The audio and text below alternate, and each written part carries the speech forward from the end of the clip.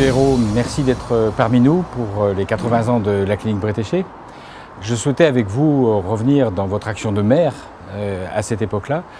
1995, c'est l'arrivée de la régulation des soins, le premier travail de régulation des soins. Comment le maire d'une grande métropole comme Nantes a vécu cette arrivée de la régulation des soins et cette modification importante dans la planification des soins? Comme une obligation pour réorganiser ce qui existait, qui fonctionnait, mais qui pouvait être encore largement amélioré, et puis surtout se mettre en situation de préparer l'avenir. Qu'est-ce qu'on peut, pour les années à venir, proposer aux Nantais, aux habitants de cette région en termes de soins? Quelle était votre action spécifique? Alors, je présidais le conseil d'administration du CHU.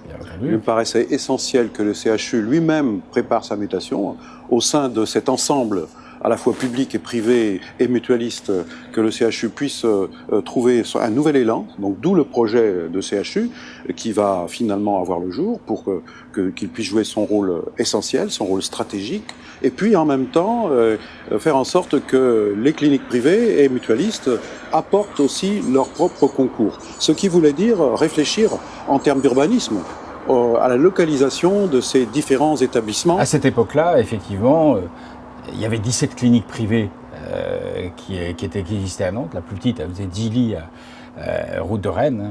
C'était tout à fait étonnant.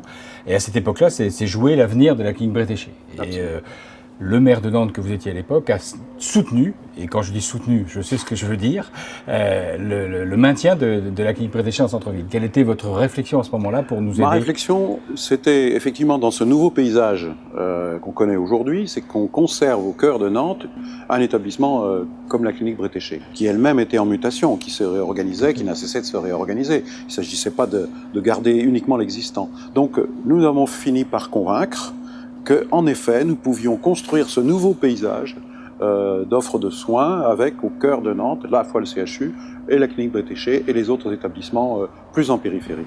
Monsieur le Président, bonjour. Bonjour. Je suis très heureux de vous recevoir. Oui. Et je souhaitais absolument que pour les 80 ans, nous revenions sur une histoire récente d'environ 20 ans. Oui. J'avais été frappé pendant votre mandature de président du Conseil général, parce qu'à l'époque c'était comme ça, sur la fibre médico-sociale que vous avez souhaité développer.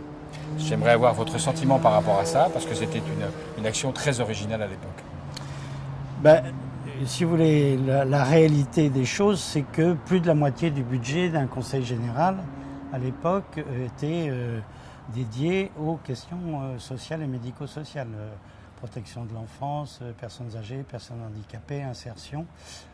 Et donc, ça paraissait logique qu'on s'en occupe. Pour des raisons plus ou moins avouables, beaucoup de conseils généraux considéraient que ces compétences leur avaient été transmises par l'État avec beaucoup de servitudes, beaucoup de coûts à assumer et donc s'y intéresser assez peu, quoi. En même temps, c'est peut-être moins glamour que de s'occuper d'installer des nouvelles entreprises. Très bien.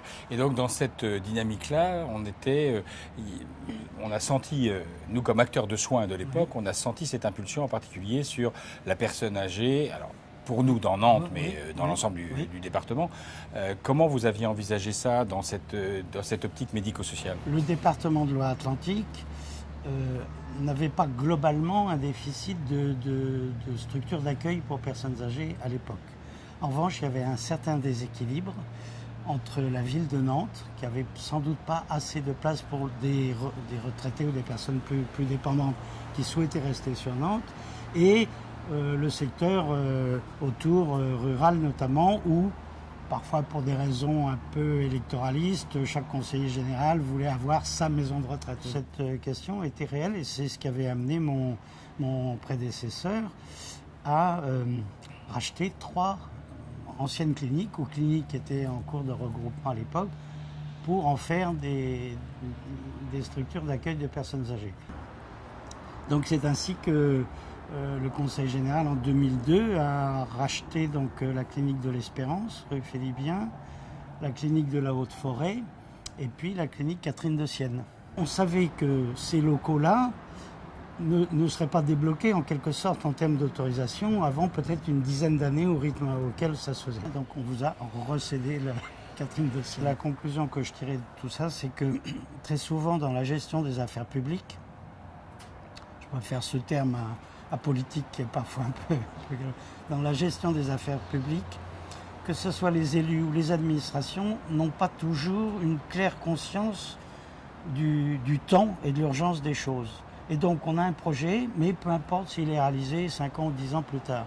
Et moi, ça m'a toujours fait beaucoup de peine de voir gaspiller ou du bâti ou du terrain, etc., alors qu'on n'est pas dans le bon timing et que chacun prend son temps, etc. En tout cas, nous, on vous remercie beaucoup de la clinique parce que vous avez permis son développement de façon très importante.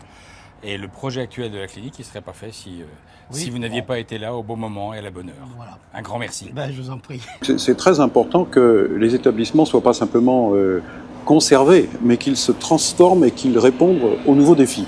Surtout qu'on va aller de plus en plus vers des soins ambulatoires, moins de séjours. Donc c'est sûr qu'il faut, parce que souvent il y a des débats sur le nombre de lits, mais là il s'agit de savoir comment on peut répondre le mieux possible aux nouveaux besoins de la population. Et faire en sorte que personne ne soit à l'écart de l'accès aux soins, quelle que soit sa situation géographique, et quels que soient ses moyens financiers, et pour que tous puissent accéder à ce bien commun, en quelque sorte.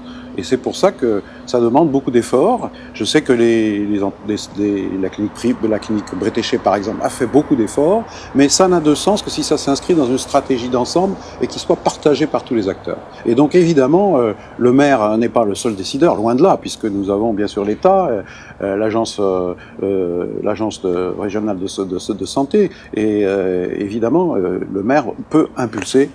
J'ai essayé de jouer mon rôle et je crois que c'est très important pour la population qu'on sente qu'il y a une vision et une ambition.